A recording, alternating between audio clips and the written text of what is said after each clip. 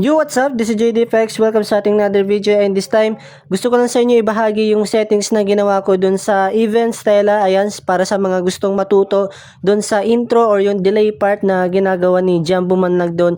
So ito, disclaimer lamang na hindi ko talaga alam kung ito talaga yung pinaka settings, or hindi ko sinasabi na perfectly accurate itong ginawa kong settings, but for me, base sa pandinig ko, since wala pa talagang tutorial dito sa kanta na ito or sa part na ito, no, sa delay settings natin. So ito yung pasok sa pandinig ko, pero kapag nababagalan kayo, nabibilisan kayo, pwede nyo naman sila i-adjust based on your preferences or pandinig ninyo. Okay, so ipaparinig ko muna sa inyo yung Stella natin dun sa intro, yung delay part. So ganito yung tunog niya.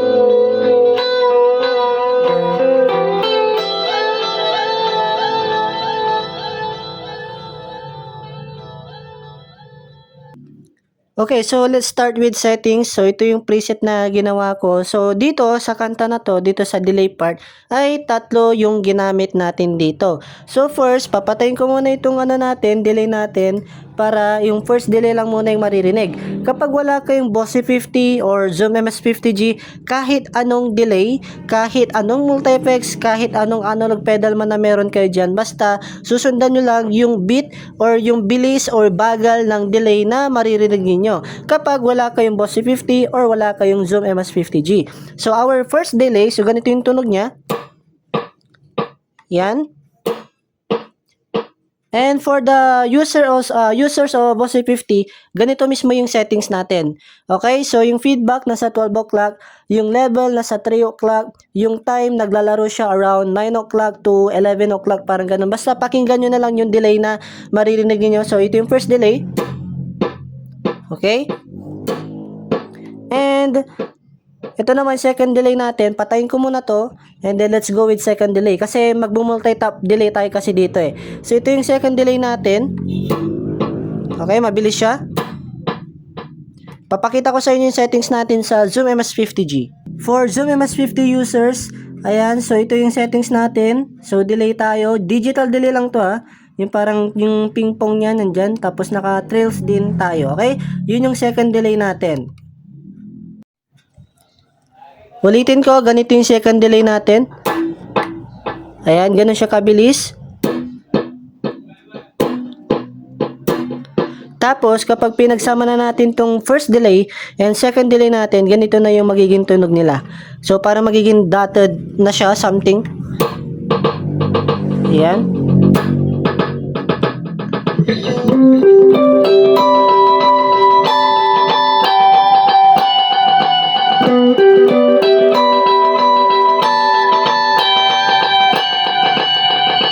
Okay, ganun yung first and second delay natin, at meron pa tayong last delay, which is ito, yung parang nasa around 2.5 seconds. So ganito siya kabagal naman.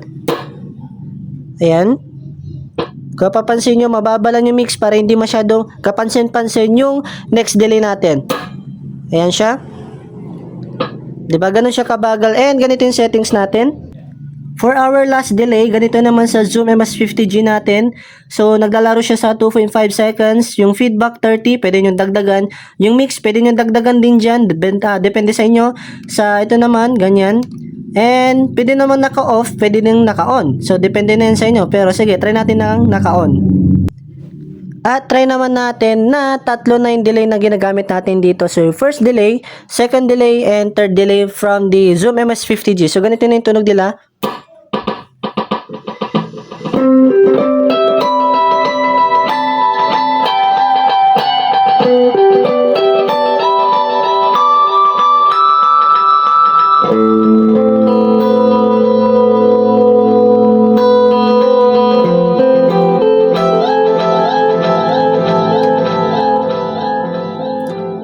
And yun na. na, next naman tayo is maglalagay na tayo dito ng flavor. Kumbaga, maglalagay na tayo dito ng panlasa para mas gumanda yung delay na nangyayari sa atin. So, ito, bibigay ko sa inyo ng mga other options. Okay, so, maglagay kayo ng reverb. Ayan, so, dito sa reverb na ginamit ko, yung church. Ayan, so kahit anong reverb, bahala kayo, basta saktuhan nyo lang yung reverb. Huwag masyado malakas yung decay and yung mix natin. So, ganito yung may reverb na.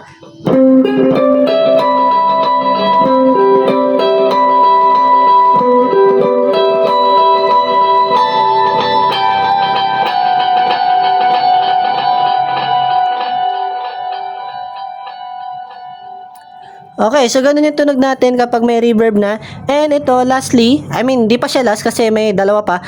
And ito, another thing na ginagawa ko dito para magkaroon siya ng high pitch, which is naglalagay ako dito ng harmonizer or harmonies from the Boss 50. So yung rate natin dito ay nasa around 1 o'clock. Tapos yung ano natin, nasa 8. Ayan, so mataas na yung pitch natin. So ito siya. Ayan, so ayan nasa 8 na siya. So mataas na yung pitch natin dyan. And nung sa level naman natin, nasa around between ng 12 to 1 o'clock. So ganito naman yung tunog niya before. So ito siya.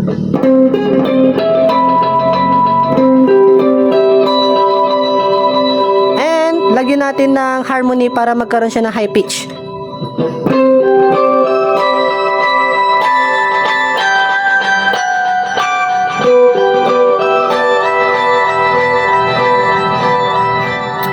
And ito, last na, kapag gusto nyo mas lalong maging ambient tones siya or maging 80s ambient tones yung tunog nyo, yung parang mala 80s sound. So ito, optional lang ito. Hindi ko alam kung talagang sinama ito ni Sir Jam sa effects niya. Pero naririnig ko parang may pagka-vibrato siya. So ito naman siya kapag may vibrato na. So tanggalin muna natin yung harmony para hindi kayo malito. So ito yung may vibrato na.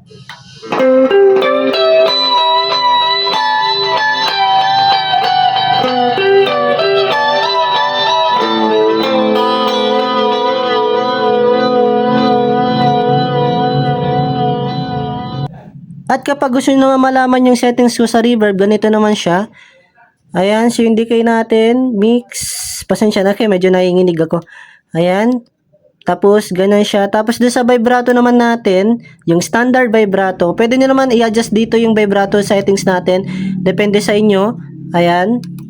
Okay, and overall, yun na yun. So, church, third delay, second delay, at saka optional lang yung noise gate dito. It depends on nyo kung may noise gate ba o wala. So, ganito yung overall sounds natin.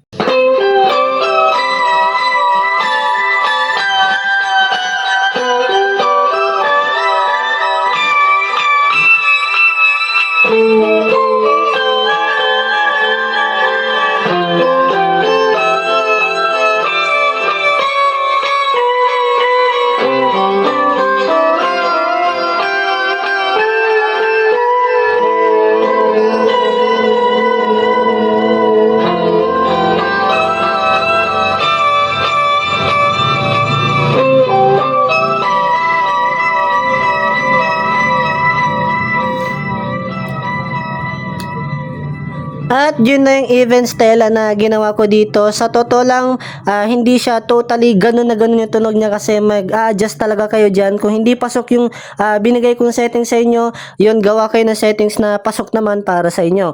So, para sa akin, ayun, mag-adjust na naman kayo ng delay dyan, especially the delay part kasi since tatlo yung delay na ginamit doon, so pag-aaralan nyo talaga, magtitweak-tweak kayo ng ilang beses doon hanggang sa makuha nyo yung pinaka-perfect delay talaga. So, I guess, nakatulong tong video natin kung gusto nyo makapag-play na tulad ng event style. So ito naman ay settings na ginawa ko, pero hindi ko sinisigurado na ito talaga yung pinaka-settings. So pwede naman kayo gumawa ng sarili ninyong settings, but for me, gusto ko lang sa inyo i-share yung sarili kong settings about event style. So abangan nyo pa yung mga other event songs na effects tutorial natin. So hanggang dito na lang video natin, hopefully nagustuhan ninyo. Okay, so this is JDFX and keep rock on, let's go.